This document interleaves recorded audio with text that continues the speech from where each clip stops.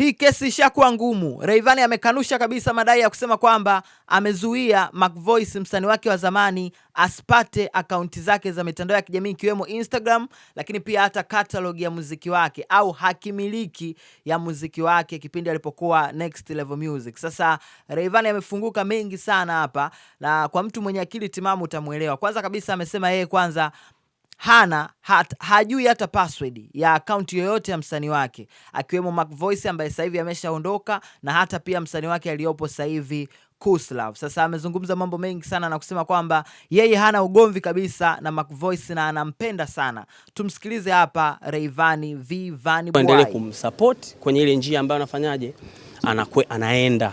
Ila mimi siwezi kaja hapa nikaanza kusema mdogo wangu siku moja tarehe 2 tarehe 3 akafanya hivi akazingua vile, hapana. Ni mdogo wangu, nampenda sana naye anajua hilo, ndio maana anaweza kaongea chochote ambacho anajua kita distract, kitanitengenezea sura mbaya. Ila kwa kuwa ameongea yeye, mimi siwezi kuwa na hard feeling. Najua yeye anajua uhalisia na anajua ukweli. Kwa sababu kiangalia kafungua labda account mpya na nini na nini. Mimi sijawahi kuwa hata na account yake. Sijui hata password. Sasa account yake Insta anasema nielewe basi. Sasa ndio hicho. Bana Shivo, mimi najua hata password ya account sijui. Hata Kuslav wewe una account yako. Mimi najua hata password.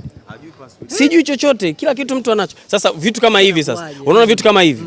Nikiongea vingi kama hivi ndo vitaanza kutengeneza chuki kwamba wewe unamchafua Rayvanny mdogo wangu. Huyo hapo Rayvanny, nafikiri tushamsikia hapo. Sasa nataka utoe maoni yako kuhusiana na hichi ambacho amekizungumza msanii Rayvanny. Unahisi kile ambacho alikizungumza Mac Voice kwenye interview ambayo alifanya pale The Switch ya Wasafi FM na hichi ambacho amekizungumza Rayvanny, unaona kabisa vinakinzana. Huyu anasema hichi, huyu mwingine anasema hichi.